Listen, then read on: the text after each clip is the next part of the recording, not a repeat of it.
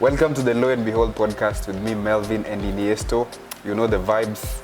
Iniesto is not there today, but we have an amazing guest. As you all know, we always try to do our best to get you the best content and the best guests. So today we have none other than Dr. Munene Mugambi. We interviewed his brother, Victor Mugambi, who it was one of the best podcasts we've recorded, and if you want to listen to it, it's called the KSL, Kenya School of Law Experience, and you can find it in our bio. So you're welcome, Dr. Munene. Thank you very much. Welcome. You can say hi to our listeners. Hello audience. And our viewers now. Yes, pleasure to meet all of you virtually. My name is Munene Mugambi. I'm a scholar around matters of environment, climate.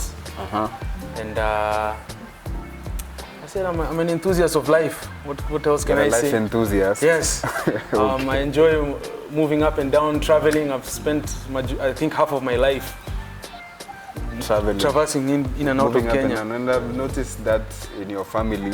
So Victor has traveled to Nigeria. Yes. And the States. Where have you traveled yourself? Okay, first we moved to the States in the year 2002. Yeah, my mom was accorded a Fulbright scholarship to go study in the state of Maryland. Yeah, so I think you went to a public school. Yes. I think Victor told us he went to a public. Is it high school or school? No, it was middle school. Middle school. That's still primary school. Primary. Okay. Yeah. So he started at the third grade, which was class 3. And for me, I joined during the 7th grade stream. Yeah, so we were taken to Baltimore City Public Schools, and that was the toughest year of our first year in the United States. Why was it tough? It was tough because of, number one, that culture shock. Cultural transition from coming from a conservative kind of African environment to more of a liberal Western American environment. Where how liberal is it? I would say the point where even the relationship between adults and young people, there's not that respect. There's no that at yo, Mr. Sir. Exactly. How are you doing? It's like they call you by the first name, yeah? Exactly. And I used to find that to be very strange. You know, you'd find even young people fighting adults. You know, it's a bit of a chaotic environment, but we try to adapt around it. Okay. Yeah, we tried to adapt around it, and we adapted, and we adopted the culture kidogo here and there. But you don't have an accent. We had to scrap them off once we came back home. But Victor has a tiny bit of the accent. That's international schools for you. International schools. Exactly. Okay. Yeah. So you said you were into environment and politics? Yeah, climate and environmental politics. Climate, yeah, okay. Climate and environmental politics, even climate and environmental studies. Yeah, so I'm a scholar who's interested in matters of climate mitigation. Okay. In matters of even environmental mitigation. Okay. I know those two things can be placed together in the same realm, but when I talk matters of environment, for example, we're talking about even this Rongai where we are sitting. Yeah, we're sitting right now. These used to be rangelands, grazing lands for Maasai pastoralists. Yeah. And over time, as governments changed, also the lands changed hands. Okay. To the point where now when you're looking at pastoralists and you can see the tragedy that we are facing right now, that's a reality of climate change. Okay. Lands have become private. You can no longer negotiate grazing. So if you cannot even negotiate access to pastures, you cannot negotiate with climate. That's interesting. Yeah. But before even we go to the interesting questions, now that you've gone into all of it, we usually ask random questions first so that the people can know you better. Yes. Okay, let me start by saying I see you wearing a Muhammad Ali shirt. Yeah. What do you think of Muhammad Ali? As we are in the Black History Month, which is February. Yeah. So, and I know he was a major icon. What's your thoughts? Are you wearing it as a statement? I mean, you're just wearing it as a shirt? I'm wearing it as a statement because Muhammad Ali was a cultural icon. And most importantly, he was a civil rights activist. Yeah. Above boxing. Yeah. very good record as a boxer, very entertaining as a boxer. But one thing you should understand, when it comes to matters of civil rights, you cannot talk civil rights without talking about Muhammad Ali. Yeah. Especially in the US. Because I think the first time he won a title, he went to a restaurant to celebrate. Yes. And then I think the white woman told him that we don't serve niggers. Yes. And I don't know what he replied, but he made an actual movement and he went on to meet Malcolm X. So I also love him as a boxer and a cultural icon. Although we are from different faiths. Are you Muslim? No. You're not a Muslim? I'm Catholic, yeah. Okay. Yes. Okay, so let me ask the first question. What do you think the meaning of life is? As Munene, what do you think the meaning of life? It's a very complex question. But for me, the meaning of life is social. Social? Yeah. When I say social, I mean life without society means nothing, right? Okay. And life without the complex relationships that we have between even humans and the environment doesn't mean anything. Okay. Without these trees, without the people. So life is more than a 9 to 5, it's what is surrounding us. It's what is surrounding us. Okay. Yes.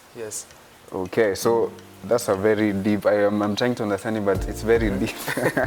So if money was not an object for you, Munene, what would you do? What would you be doing right now? Right now, if money was not an object, I love playing football. You love playing football? Yeah, really? I always dreamt of becoming a professional footballer, but we always understand the circumstances. The older you get, you realize my talent bracket is no longer suited for sports. But I would love to play football because I feel like above it being one of the biggest sports in the world, it unites people. It unites. By the way, speaking of which, like you were saying, life is communal rather. Yes. I think football brings a lot of people together, and I saw it in the recent World Cup. Yes. You saw the people, the way they went out and cheering teams. I mean, football is amazing. I agree with you. Yes. So if money was not an object, you will be playing football. Yeah. Okay. And not because it's a passion of mine. It's your passion. Do you play football now? No, I've gotten. I think as time has adopted books, I stopped being physically active. Now you're an academic. But I do jog and exercise a bit here and there. But now football is more of even watching. I'm even struggling to keep up. Okay, but what's your team? Manchester United. Manchester United. Yes. That's it. Yes. If you're listening to us, you better be a Manchester United fan. I'm joking. So, if you found out you are going to die tomorrow, God forbid, what would you do today? Be as charitable as possible. We living in Kenya or living in Africa, I think I'll always keep touching on the word social. Yeah. I think one thing is that throughout time, we have lost that social aspect of what it means to be a collective society. We have lost it. So, for example, as the way you've asked the question, God forbid, right? Yeah. And let's say whatever resources I had, I'll just give it out, share it with people. Because I understand I cannot take this with me to the next life. True. So inaitwa ukarimu. Yeah, then that's one thing I've said I'll try to practice more is to be as charitable as possible. I love it. Yeah, because we can't take everything with us. I could have $1 billion today and I won't finish it by the time I'm... Do you know if you have $1 billion, I don't know it will take you how many years to finish it if you're spending like $1 million per day. Exactly. So I agree with you. We must all be charitable. Yes. And let me say a big shout out to the people supporting our podcast. They're really doing it from their hearts and they are part of the community. So shout out to you guys. Wonderful. Yeah, so the next question is, what three words best describe you? If you're going to be asked. Social. Talkative. You're a choleric, sanguine. Sorry? What's your temperament? Do you know your temperament? Like anger levels or... No, not anger levels. You like your personality traits. My personality traits, mostly I'm talkative and I number one, socialize. Imagine I can't stay in one place. You can't stay, so I guess you're sanguine. Exactly. I think so, I'm not so familiar with that, but I think that's the word. You should check it out later. So you said social, talkative, what else? Respectful. Yeah, but then thank you so much for honoring the invitation. Thank you very much. I know you're a busy guy. You have a PhD and all. Hey, me, if I have a PhD, it will not be easy to get me. But thank you so much for showing it. Thank you for respecting us. Yeah, we are welcome. Okay. You're welcome. Yeah. So, what is the meanest thing somebody has ever said to you? It could be a sibling. I don't know if you guys argue as siblings. We do all the time. That's part of farming. I believe every family must face some of these challenges here and there. True. Yeah, and I think the meanest thing, having lived in all these multicultural environments. Yeah. There's so many things I've come across, In America, yeah. Yeah, whether it's experiencing your first time having experience with racism, for example. Have you had an experience with racism? Oh yeah. I mean, I won't lie. Yeah. It's when you live in these Western countries or multicultural societies, particularly, discrimination is something that you come across. It's bound to come. Okay. So I cannot point out to one particular thing because I've always taken everything as a collective to try and motivate me. Yeah. Like for example, if someone told me, you won't travel anywhere, you won't go anywhere, you stay here with us, it motivates me to go back to my space, rethink how I'm going to defeat this statement, right? What does it mean? It means I have to put more efforts on my applications, right? Be serious, you see. You need to be better in everything. Get grounded, and then you prove these people wrong. But I never live my life to try and prove people wrong, especially people who've been mean to me. Yeah. I never try to live my life like that. But I use their statements to build yourself up. Exactly. Okay. Anyone can be mean. I can even leave the gate here and I ask for a tuk-tuk and the guy will be mean to you. Exactly. We experience it every day. Okay. Yeah. So I love it. So you've experienced racism. Yes. Like what was your first reaction? Like what went through your mind? At first you try. It hits you in the heart. You see, and from my own perspective has always been not to despise the other person. It's to try and educate them. Yeah. Try and help them understand. For most of these countries, like even when I was in the US, it was also a matter of culture shock. Yeah. For some people who live there, they have never, some people live in environments where they've hardly seen people of color. Yes. So when they see people of color for the first time, it's a bit confusing for them. It's confusing for them too. Yeah, and they run on stereotypes of what they see in TV. Yeah. Like, even when people used to they used to make fun of us for being African. Oh, you guys, are you out there hunting lions, chasing lions? So this is in public school. They were saying that to you. Exactly. So you go home, you cry about it, but then once the kids become your friends, once they visit your home, once they meet your family, and they realize even for them, they have some soul searching. They have to do. Exactly. So particularly some of my friends now, I have friends who are going to be coming from the States around Easter.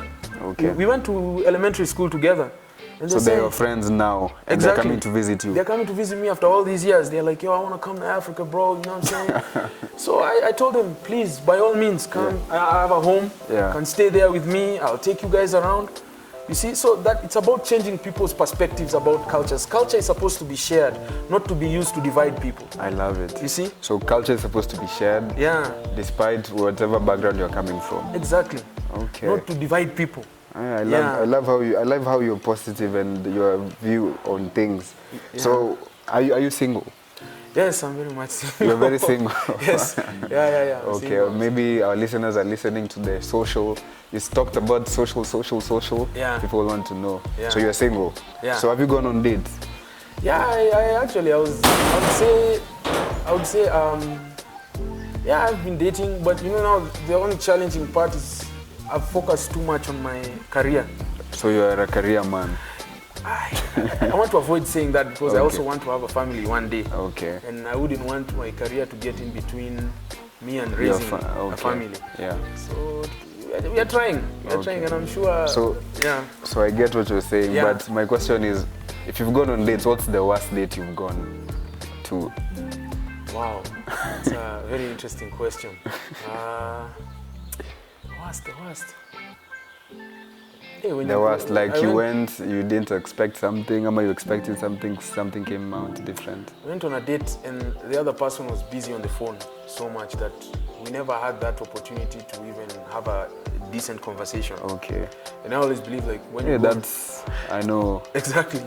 And like they're on the phone throughout the whole... Yeah, texting other people and, apart from taking pictures of the food and that's it, and then you just sit there the whole time. Why do people do that? Like, you came for a date, you came to a date and then you're on your phone the whole time. Yes. Ama they have anxiety. I don't know. Nowadays people have different coping mechanisms. But that was the worst date you've been on. Yeah, but beyond that, I can't complain about the other ones. They're always a learning experience. Okay. Yeah. All right. So what's your type of person? Now that we're in February, we're in the month of love. What kind of person are you looking for? I would say, a laid-back person, someone who has personality. For me, it's very big. Yeah. I like somebody with a personality. Yeah, a personality that can sort of match mine. And someone who is passionate about their craft and what they do. Okay. So whether they're a doctor, engineer, musician, artist, painter, someone who has a passion for what they do. Okay, yeah. That's interesting. So you're a PhD holder, you're a lecturer. Will you date somebody who has not gone to school? Wow, that's a good question. I have dated several people who have not gone to school, but I always find the challenge always comes down to relatability. They can't match whatever, they can't relate with you.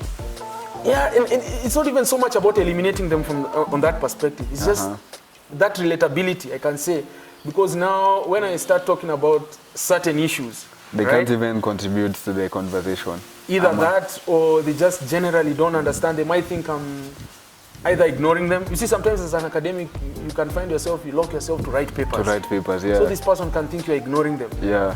But if it was someone who, let's say, was a lawyer, they could understand. Because even them, sometimes they need to lock themselves and work on cases. I get what you're saying. So it's, for me, relatability, I came to learn after the several persons I've dated. Yeah. I came to learn more about relatability. It's important, you see. Yeah. It's very important. So relatability, but that's true. Relatability and compatibility come together. Yes. So I agree with you. Yeah. And we're coming to, next week is Valentine's, yes. Yeah? Yes. Do you think Valentine's is overrated? Have I even Have you ever celebrated Valentine's, first of all? One time I was dating a girl, maybe back in 2019. I got a 2020. I think I got a teddy bears, flowers. Wow. Hey. Yeah, but I always feel like, above all, love needs respect, and respect needs love. So, what did they get you? You got them teddy bear? Man, you get a hug, maybe a kiss. But it's for those ones who embrace the day, I respect that. Yeah. I respect people's choices, etc. So if the day is important to them, I respect that. I get. Yeah. Amazing. So the next question, what question do you think your future self would ask you right now? Do you think about the future a lot? I think, sometimes it also gives me anxiety. Yeah. Because I like to plan myself, but as you understand with life, you can never plan yourself properly. Properly, true. Yeah. But what's one question that you think your future self would ask you right now? How many lives did you change? How many lives did you change? Yeah.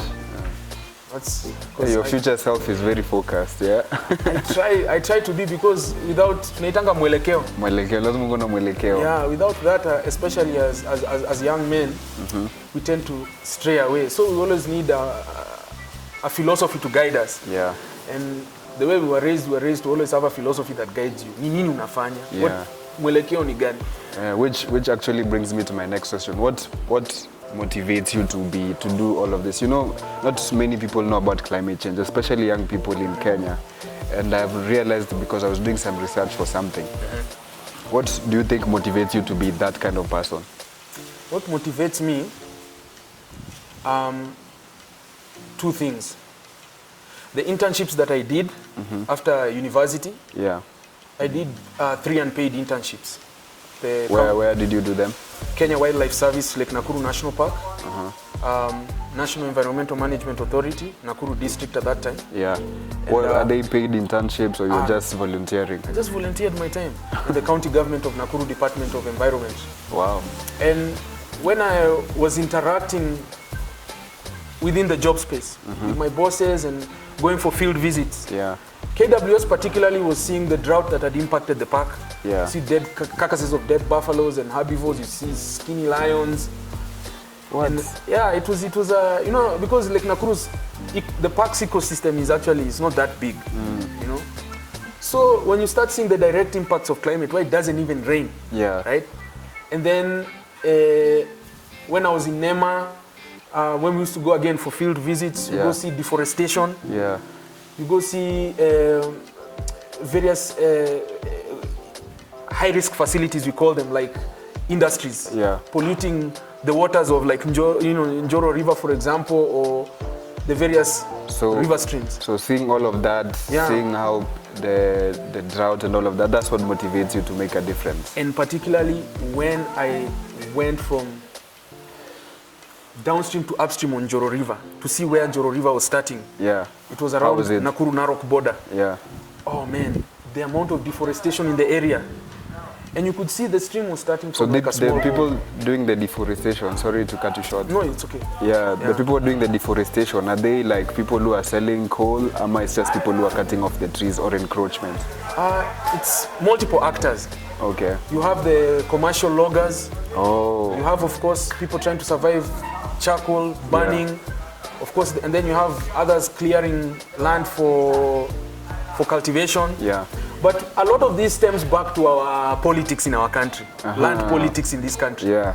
We understand that land was for the longest time, land was a patronage tool. When I say a patronage tool, it was something that you could give to people, regardless of whether it was public land or even communal land. You could give to people on a private capacity to get loyalty. Yeah. And we've seen this with our previous governments. Yeah, it's not a lie, it's the truth. It's the truth, yeah. So that's why we see there was never that goodwill, that political goodwill to retain the forest in its own capacity, the Mau forest, for example. So do you think that has changed over the years? Like from that time you're doing the internships to now, do you think there has been a change? Well, the government did try to push for this 10% forest cover. Yeah. And the person that we really have to thank the most for is Wangari Maathai. Professor Wangari Maathai. That's an icon. Exactly. She's my hero. I have most of her books. She inspired my work. Yeah. And you could see, even apart from her works generally in environmentalism, impacted even multi-party democracy in our country. Yeah. She was part of because I'm also doing my research on the same. Yeah. And I'm reading of women like Charity Ngilu and Wangari Maathai. They are one of the people who actually advocated for the multi-party democracy. Exactly. Yeah. So I agree with you on that. Yeah. So now the next question is, what is your current read? Do you read? I think you've mentioned you read books. Yeah. Are you reading a book right now?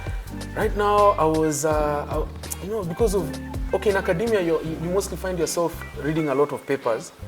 Research papers. Research papers. But there's a certain book I was even supposed to go look for. Which one is that? It's called, is it Branding Kenya? It's a Kenyan author? It's a Kenyan author. I'm trying to read local authors. Yeah, me too. I'm trying to get into local, read local authors too. So most of the works I've been reading have been around land politics, particularly journals. Okay. And of course, with your research, I'd read so much that there's a point I even said that I need a break. You need a But I always try to keep myself on my toes in terms of current affairs. I read my business daily to know what's going on. Business daily? Yeah. Okay. To try and get to know what's going on in our country, in our economy. Yeah, but above all, my life is surrounded with books. Okay. Yeah.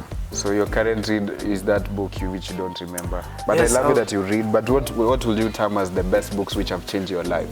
Because I'm sure everyone has a book that they will say, I think Victor said Dreams of My Father. Yes. And another book which I've forgotten. A lot of, 2 books from Frantz Fanon. Frantz Fanon, yeah, wow. The Wretched of the Earth. Yeah. Black Skin, White Mask. Yeah. And Wangari Maathai, Unbowed. Is it Unbowed or Unbowed? Unbowed. And Ngugi wa Thiong'o, Decolonizing the Mind. Decolonizing that was the actually mind. a book that impacted me and changed my outlook on how I look even at life. You know, the way you're speaking about being social and all of that, what you keep reminding me is PLO Lumumba. You know, PLO Lumumba in his speeches, he's always quoting Ngugi wa Thiong'o. people like Julius Nyerere, all these people, when Ghana became independent, Yes. he said Ghana cannot be independent if all the African countries are still under colonial rule. Yeah. And that's the mindset we should have. You know, very few people think about it in that way. Exactly. And I'm so happy to meet somebody like you. Yes. So, what is the worst way somebody has butchered your name? Butchered my name? Like they said it, for example, my name is Melvin. Yeah. Some people call me Melvin, Oh. some Malvin. Has anyone butchered your name? It used to happen a lot, especially when you're studying out there. Yeah. I remember someone used to call me Munene. Munene. Yeah, it's only people who had come from African cultures could pronounce my name. Oh, Munene. Because particularly people from Bantu cultures. Yeah. But generally in the Western countries, Munene. So even my first dorm mate, roommate, yeah. When I went to university for the first time, Yeah. he thought I was French. Because of Munene. Yeah, it's like Munene, you know, so the parents and him, they were sitting down, you know, they were anticipating starting college. You know, in America, going to college is a big thing. Yeah. Parents prepare you, they take you, there's even parent-student day. Yeah, really? So the guy had started emailing me and I was not even in the country yet. He's like, hey, I'm going to be your roommate. Yeah. Are you French or something? I was like, I replied, no, I told him I'm Kenyan. Kenyan. Yeah. Okay, Munene, that's a new one. I've never heard of it. What will you say is your favorite movie? Wow. Do you watch movies by the way? Because you are reading a lot. You know, nowadays I stopped. I think over time I stopped watching. Like I cannot sit down and watch Watch TV. a whole, okay. But in terms of wildlife documentaries, I can do it. There's Okay. another very good wildlife documentary that was narrated by Barack Obama. Barack Obama, that's the one on Netflix. Yes, I've I watched loved it so much. Yeah, I think it's called the Great National Parks. Exactly. Yeah. So it touched on, I think, Kakadu Park in Australia, and our parks here. I think I don't know. Yeah, there are also some parks. I don't remember. Savo. But They did Savo. Yeah. Yeah. Which is yeah. So my favorite. So your movie, movies are documentaries. yeah, and The Godfather. I love The Godfather. Scarface. Godfather, that's a classic. Series, yeah. Scarface. Yeah. If you watch Godfather and Scarface, you are a legend. Yes. I like those mobster movies. Mafia movies. Yeah, I love them. They're very interesting. Me too. Yeah. So the next question is, do you have hobbies? Oh yeah, you know, my mom used to ask me, what are your talents? And I could What not are your even answer talents? that question. Yeah. My hobbies, I'd say speaking. Because I talk a lot anyway. You can do. I think you can do like a PowerPoint presentation, and you will work the room properly. Senior. I try to. Okay. Breaking the ice. I don't like an elephant in the room. Yeah. You know, I try to make sure I get everyone on board. Yeah. So hobbies. Yeah, traveling. I love traveling. Yeah, and wildlife watching. I love. You love watching. Have you been to the Mara? The Mara. We went to the Mara in 2009. That was the last time I've ever been there. But doing my internship in KWS for free, I used to get park rides all the time. Oh. Exactly. So we used to traverse around the national park, either in Elementaita, Lake Nakuru. So I love wildlife watching, traveling, and it doesn't have to be international travel, even local traveling. I want to even go as far as Turkana. Tembea I want Kenya. to go to Mandera. Yeah. I want to traverse the whole of Kenya because our country is very beautiful. I love. Yeah. Hey, you're really advocating for Kenya. So all Kenya of is you, the best. So what is the best country you'd say that you've visited so far? Apart from Kenya, of course, that's a given. Well, Kenya is my home. Yeah? I'd say every country is unique in its own way, because even if I say this one was the best, above this, you have different learning experiences with all the countries, the goods and the bad. Yeah. So, and I haven't the countries I've been to. I loved Lesotho. Lesotho. We call it Lesotho. But it's Lesotho. Lesotho. Oh, really? Yeah, it's in the middle of Is it Free State Swaziland? province. No. Swaziland is toward the eastern side of South Africa, near Mozambique. And Lesotho is in the middle of South Africa, within Free State province. Yeah, it's a country within South Africa. And what kind of leadership do they have there? Is it the place they have kings? And yeah, they still have a monarch, but they have a prime minister also. Oh. Yeah, but it was a very warm country, culturally uniform. And I remember when I was there, I was hosted by my colleague when we were doing our PhDs at the University of Cape Town. Yeah. So he told me one time, let's go on a road trip. Let's go to my country. And I was like, a road trip to the country. Exactly. So I had to check whether I need a visa to go to Lesotho, and I saw I didn't need a visa. You don't need a visa? No, just cross over the border as long as my South African visa is valid, my student visa, which was valid. Yeah. So we went to Lesotho. We spent 4 days. The people are very hospitable. How's the food there? The food is great. What do they eat? Large portions. Large portions. Okay. Yes. What is your favorite food, by the way? My favorite food. Wow. You know me, I'm a foodie. That's also another thing. You seem like you like to eat. I think, oh my God, that's a very tough one. I love different. Okay, you can say the top 3 then. The top 3? I love hamburgers. Hamburgers. Yeah, okay. And that's because of living in the US. So McDonald's. Yeah, the bigger the burger, the better. A Big Mac. A Big Mac. Occasionally, I do love fish, ugali, and these traditional greens. Yeah. I enjoyed a lot of that when I went to Nyanza. And what's the other indulgence? Fried chicken. Fried chicken. You love fried chicken. Fried chicken. I won't lie on that. Okay. Yeah, I love fried chicken. If you are watching us and you want your way to his heart, you know how to go. So the last question as we wrap up this segment is, what's the best piece of advice you've been given, or you've come across? The best piece of advice? The best piece of advice is, don't throw all your eggs in one basket. Okay. My colleague Anselmo, who I really have to thank a lot, Dr. Anselmo. Dr. Anselmo, who is he? He was a colleague of mine in our program. We were actually the only 2 guys in the program, actually particularly 2 African guys in the program when it had started. Okay. And if there's someone who has been pushing me throughout my whole academia, journey of academia, apart from my dad and my mom, was Anselmo. Anselmo used to encourage me to apply for scholarships, even when I could not get scholarships or funding. Yeah. He used to send me links, etc., and just try to keep pushing me. And one thing he used to tell me is like, you don't need to put all your eggs in one basket, because if that basket breaks, you're done. You're done. So keep trying. Try this, try that. So he's a person who's been very pivotal in my academic journey. I really owe him a lot. He's a big brother to me. Shout out to Dr. Anselmo. Yeah, Anselmo, Dr. He's Anselmo. from Kenya? No, he's Mozambican, but he lives in Sweden. Oh. Yes. Okay, so I hope he's listening. So big shout out to him. So that is the first segment of the show. We want to say a big thank you for staying with us so far. So if you have any question for Dr. Munene, please leave it on the comment section of the Spotify app. And yes, we'll let you know.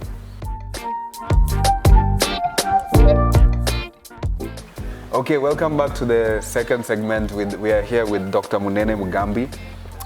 He's an interesting person who is in love with Kenya. I think you should be describing yourself as a Pan-African.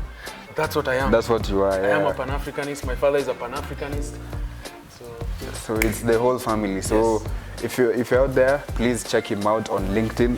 Where can people get you? Only on LinkedIn. Yeah, I'm only active there. So Munene has said that he's too old for social media.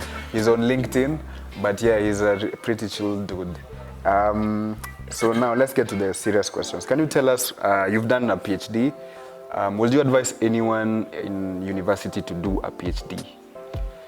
Regardless of whatever course they're doing? That's a good question, Melvin.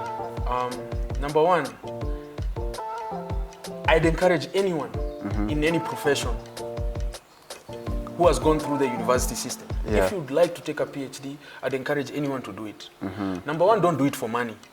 Don't do it for money. Don't do it because you want to earn jump a job group, something. Do it because you have passion for something. Okay. That is the only way you're going to even write that thesis. Because you need motivation. Exactly. Yeah. Like I would say, I'd ask you, you're in the law sector. Yes. Right? Let's say you're passionate about criminal law. Yeah. Then you can do a PhD because you're passionate about that. You're willing to look at the gap. Yes. The missing knowledge. Yeah. But if you do a PhD because you want money, then you're going to be very frustrated. You're never going to feel fulfilled. Yeah. You see? But regardless of whichever subject area you are, I always encourage people to do a PhD because now if you look at Kenya, most of our PhDs are now delving into professional jobs, right? no one is in the academic systems. Okay. Particularly with our generation. Yeah. Once our parents' generation retire from the university, the next, we're talking about the next 10, 15 years, we are going to be having a huge gap. There's going to be a gap. Exactly. Okay. So I'd encourage as many people in different... You encourage people to go and do their PhD? Yes, by all means. What would you tell somebody who is about to do their PhD? Is it tough? Is it worth it? What should they expect when doing a PhD? Number one, they have to understand it's a mental battle. It's in the mind. It's in the mind more than it is in the books and the papers, etc. Yeah. It's one thing, and especially if you're going to do a PhD, number one, make sure you have good funding. So how do you get funding? Funding, you get funding through multiple channels, scholarships. Yeah? And usually when you apply for a PhD, you have to contact the lecturer you're interested in working with. Or your supervisor. Your potential supervisor. Okay. To see whether they can supervise the idea that you have, the proposal. Okay. Let me ask a question. Somebody who's going to be a supervisor, do they have to also be an expert in that field? It's usually recommended. Okay. Because now when your dissertation goes for examination, and let's say the person who was supervising you had no idea what was going on, it could set you up for failure. Okay. So supervisors are usually people who have interest in your area, have some understanding of your area. They also need to have a PhD? In most cases, in most universities, yes. But I have seen that, some people are even, like I know, for example, in the art field, don't really need to have a PhD in this structural art or something. Okay. Yeah, but generally you have to have a PhD to be a supervisor. Okay. Yeah, but you can be a master's and then you supervise honor students or something. But you have to be a degree higher than them. Yeah. Okay. Yeah. So let me ask you, usually when somebody does a PhD, you're supposed to defend it. Yes. And I think you're given a minute. I don't know, I want to know if it's a misconception or a myth, that you're given a minute to say whatever is in your research paper, in your thesis rather. Is it true? A defense is a form of examination, okay. Right? Basically, it's the group of examiners, they want to see whether you're the one who wrote that thesis. Okay. They give you 15 minutes. 15 minutes? It's not 1 minute? No. Hey, 1 minute. No, so it's 1 minute and you have to say everything in 1 minute. No, you can't. Sometimes some people are even scatterbrained, like they need time to think. Oh yeah, to arrange that. Exactly. So you need at least a 10-slide PowerPoint, 5 slides, so that you can show people your objectives, your research questions, your statement of the purpose, etc. So 1 minute would be unfair. No one takes a cut even for 10 minutes. Even oral exams, I don't think can be done in 1 minute. Exactly. So I don't know who lied to me, it's 1 minute. Whoever you are, I'll get you. Yeah. So you've done a PhD on climate and you're really passionate about climate change. So what is your view on the same? What is your view on climate change in this present day, and especially in Kenya? Maybe our listeners are people in campus. Should they be thinking about climate change? Very much. Climate change is now the buzzword globally. Yeah, it's the buzzword, yeah. Right? It's a main topic of governments. Yeah. It's a main topic of geopolitics when we are talking from that perspective. We should be concerned about climate change because it's not going anywhere. It's here to stay. Climate change is here to stay. Yeah, it's all about us changing our behaviors, mitigating our impacts on the environment. Okay. And we have to be prepared to live with uncertainty. Hey. It could rain in March or it could not rain. You're scaring me. Climate change is a scary situation. Okay. Yeah. So for anyone who is listening to us, can you define climate change?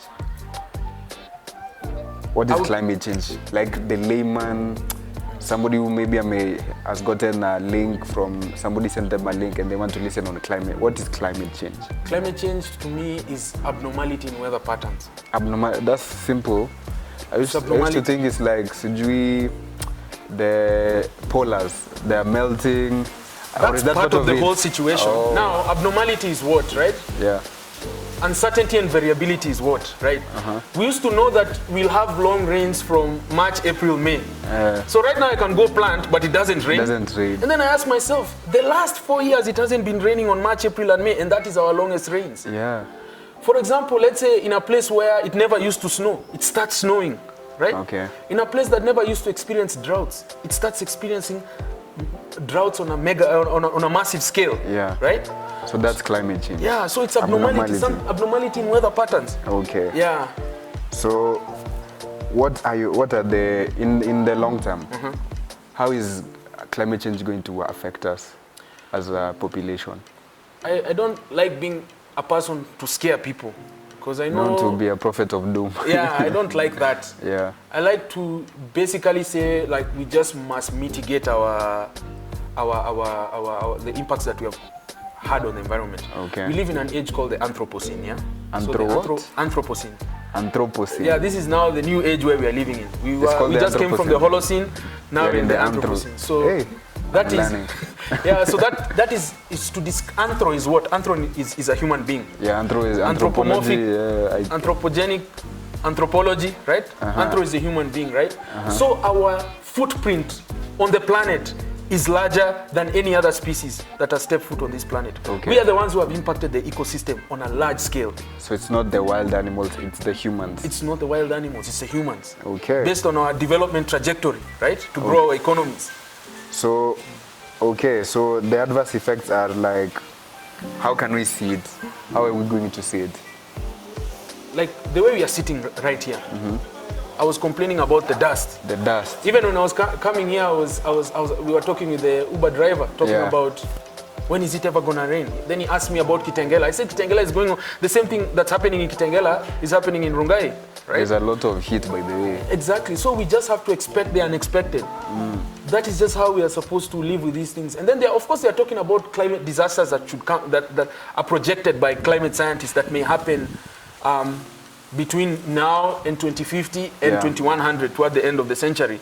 If we let that temperature go above by, that global average temperature go above by, I think, 1 degree Celsius. 1 degree? Yeah, if that happens, then we'll start experiencing changes in weather on a massive scale. That's serious. Yeah, and of course with rising sea levels, melting snow caps, you see Mount Kenya is no longer the same as it was before, right? It has melted, the snow cap has melted? It's being impacted by climate, right? Warming weather. Okay. Yeah, so it's up to us to, as stewards of the planet.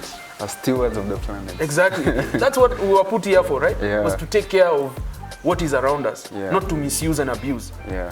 But unfortunately, with our need to grow our economies. So us being a capitalistic world is what is driving climate change. Exactly, and that extreme capitalism. You see that extreme capitalism where profits matter more than the environment. The environment, Profits matter more than even rural agrarian lives. What do I mean? Small scale farmers, pastoralists. When profits for governments and private sector matters more than even the small guy, matters more than wildlife, matters more than even ecosystems. You see, that is now when capitalism becomes a monster. I see. And gobbles everything up. Okay, so let me ask, how can we act so that we mitigate all this? We need to slow down. Okay. If somebody is listening to us, what would you tell them is like slow down? What does slow down mean? Slowing down means at the rates that we are using our environment. For example, extensive mining. You see, if you go to countries like DRC, there's a lot of mining.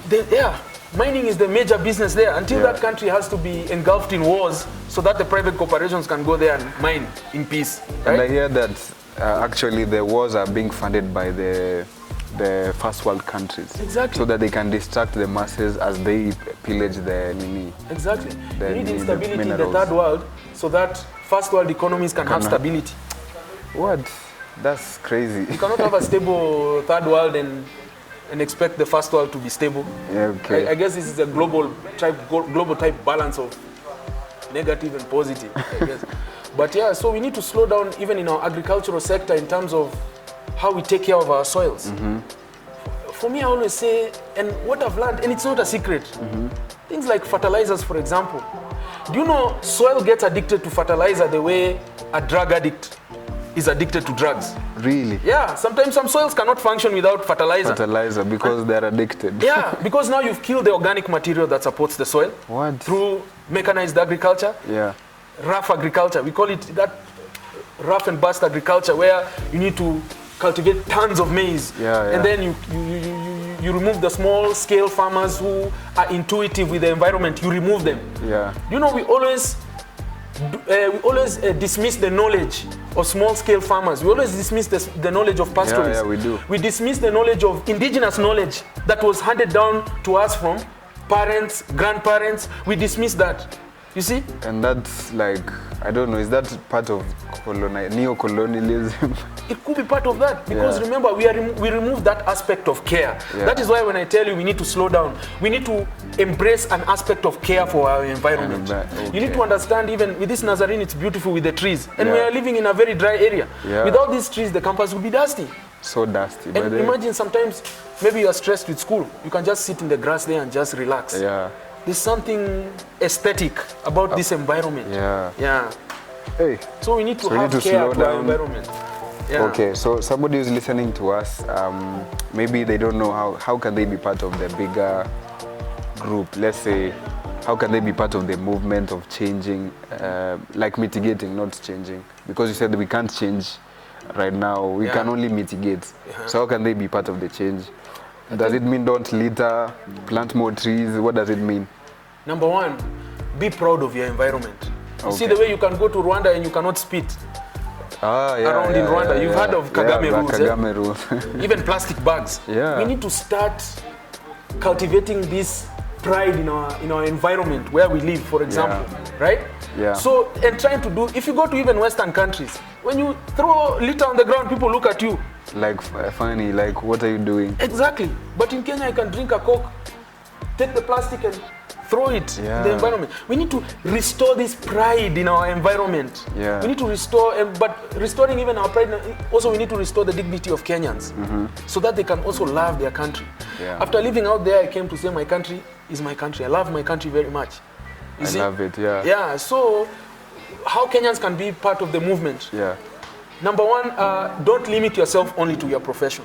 You can, all these professions can contribute a lot to matters of environmentalism. So whether you're a lawyer, you're a businessman, you can contribute in a positive way. Exactly. Because even if you're a businessman, you could even donate to NGOs and community-based organizations that are planting trees. You see, let's not just wait for Kenya Forestry to support these organizations or county governments.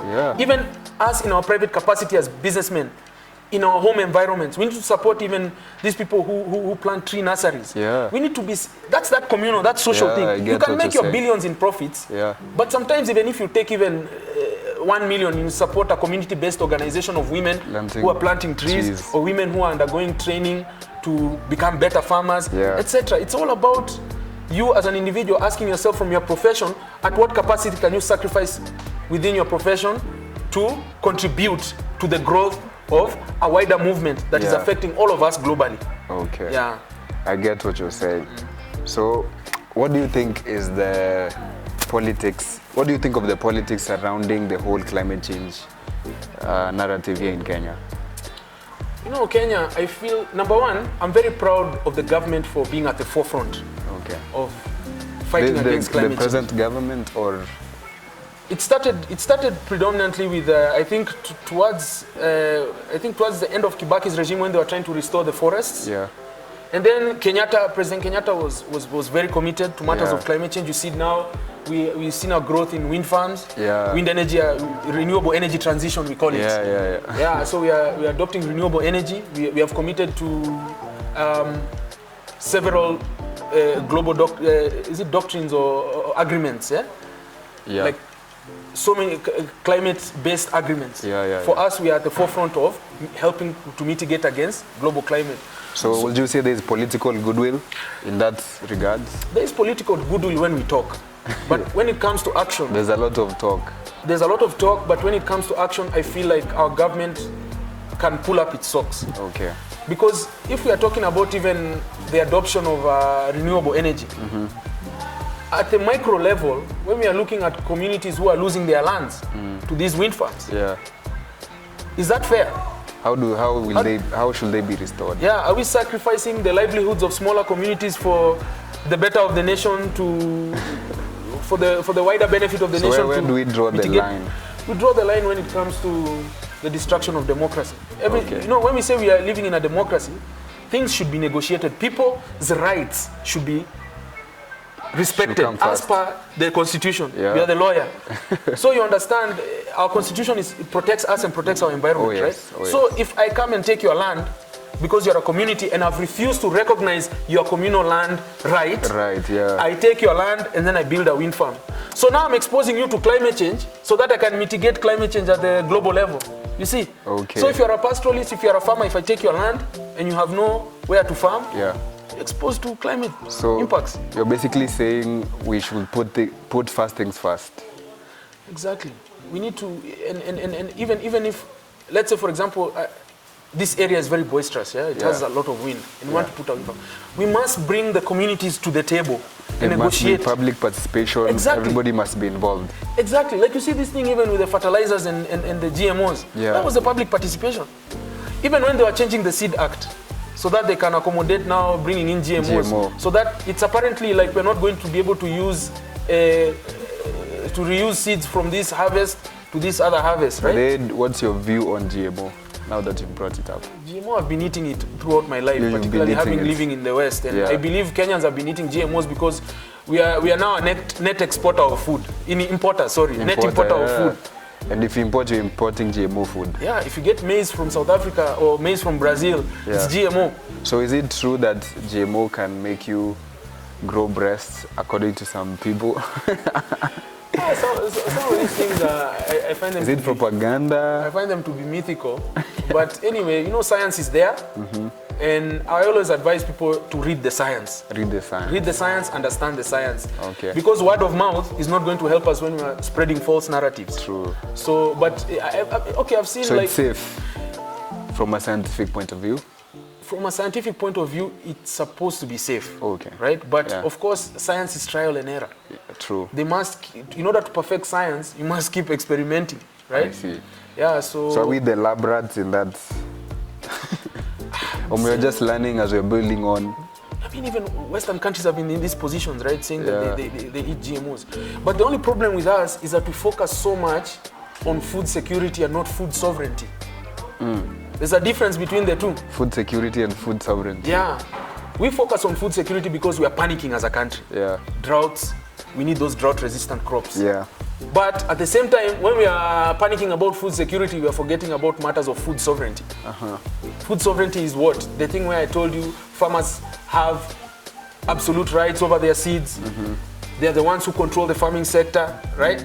And they're the ones who produce our foods. Take, for example, in India, during the Green Revolution of India. Yeah. It resulted in mass catastrophes for farmers. They adopted all these modernized farming technologies. They did away with smallholder farming, even though smallholder farming has been proven. If you read a book by Vandana Shiva, Soil Not Oil, it's a good book. That's an Indian... Yeah, she's an Indian author and an ecofeminist and environmentalist. And her and Wangari Maathai, I love their books. Yeah. So she talks about, it was proven that small-holding farmers could produce even if it's not as much as, but even more than what the mechanized farmers were producing on a large scale. And they were producing nutritious food. More nutritious food. And that is what Wangari Maathai was fighting for. You need nutritious food. Yeah. Because now, if we are talking about food security, from corn, maize, you can derive so many junk foods from it. Corn, yeah. I've lived in the West and I know that. You wake up in the morning, eat cornflakes, right? Eat Weetabix. Yeah. That is from wheat, maize, and then sugar. Of course, you need sugar. Yeah. And then you need salts, and then you need fats in terms of protein and animal products. Yeah. So your food is limited. So you are to mrenda, nini. You don't have that. Those things will disappear. Yeah. If we embrace food security alone without embracing food sovereignty, we lose a lot of our customers. So food sovereignty should come first before security. It's very important if you are going to achieve food security. We must protect our farmers and everyone who produces food for our nation. Okay. Yeah. Okay, so let me ask, do you know Greta Thunberg? Yes. I think if you're a climate... if you're a climate change enthusiast, you know Greta Thunberg. What are your thoughts on her? Okay. First of all, can you tell the listeners who Greta is? Greta, from what I've understood, Yeah. Greta is a climate activist. I think she's from Norway. No, She's yeah. Norwegian. She started climate activism when she was in grade school. Yeah, And very young. Very young. And you know what Greta did, despite all the controversies, she has challenged us to start delving into climate activism. Yeah. So I give her the credit of now challenging all of us, particularly even young people, to get involved in matters of climate change activism. Yeah. climate activism is very critical, and to Greta, she has done a very good job on that. Yeah. But we also have our own, I think her name is Esther. Esther. Esther. Only activist I know here in Kenya is Anita Soina. I don't know if you know Anita. No, I don't know her. Yeah. But I know Esther. Esther, I think she went to one climate protest where Greta was. She's also doing an amazing job. I'll check her out. Yeah. Okay, but interesting thoughts on Greta. So, if you were given a minute to tell the world your view on climate change, what will you tell the world? My view on climate change? Yeah. You have the whole of the world. You are the one with the microphone. You have every camera on you. People are listening to you. You want to tell them about climate change. What would you tell them? I tell them it's here to stay. It's not going anywhere. It's here to stay. Unless we change. So better get used to it. Better get used to it. Learn to adapt ourselves around it. Learn to mitigate the impacts that we've had on this planet. We have to adapt. Yeah. So I told you we live in the age of the Anthropocene, where man has where man has dominated the environment on a large scale. You know, I used to be asked by my professor. My professor used to tell us, I mean, if a geologist was to do excavation when they do geological work or paleobiology, etc. What is paleobiology? It's the study of matters of fossils from a biological perspective. Paleontology is matters of studying fossils, right? So if a paleobiologist or a paleontologist or even anthropologist or a geologist, when they're digging our fossils, what do they find? Chicken bones. We eat a lot of chicken, right? They'll find livestock bones, to signify that during this era, there were certain animals that were consumed the most, right? Of course, with our population, they'll find us, right? They'll find our excavators, the machines that we use, right? Yeah. So in the different layers of the geological strata, so we have had a huge footprint on this planet. That's a fact, and we need to now start taking care of the planet. So climate change is here to stay. Yes. Okay. Do you think we have the willpower and the funds? Because I know money is also a huge factor in this to actually make a positive change on our climate. Should we plant more trees? I don't know. We need to be serious with the tree planting. The policies are there. Our government has a very good climate policy. So it's the implementation. Now we're talking about doing that's the leadership. Exactly. We're talking about a 10% forest cover.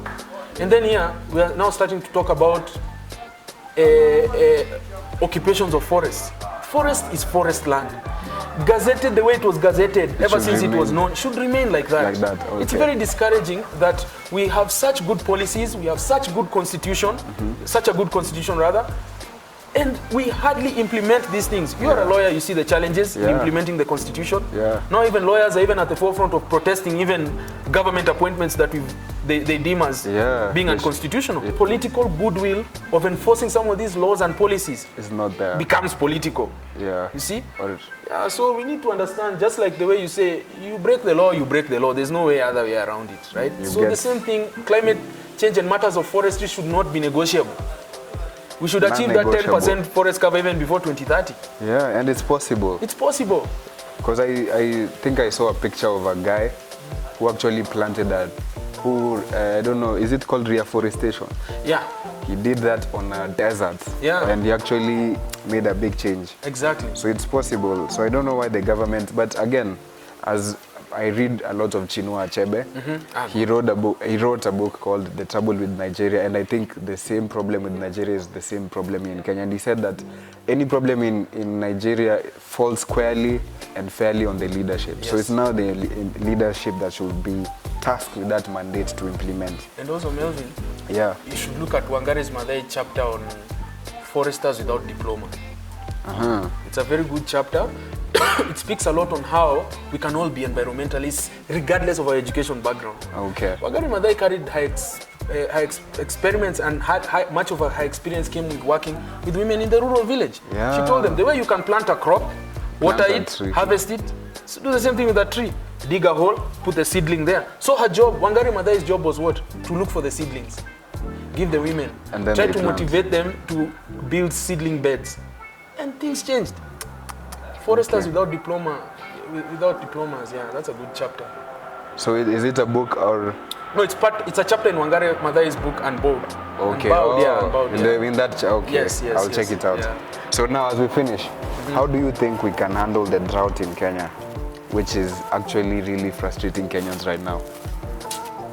We need to go back on the drawing table. So how come we have drought when, one of the things I heard someone saying, and it was an interesting thought, how can we have drought when we have a whole sea?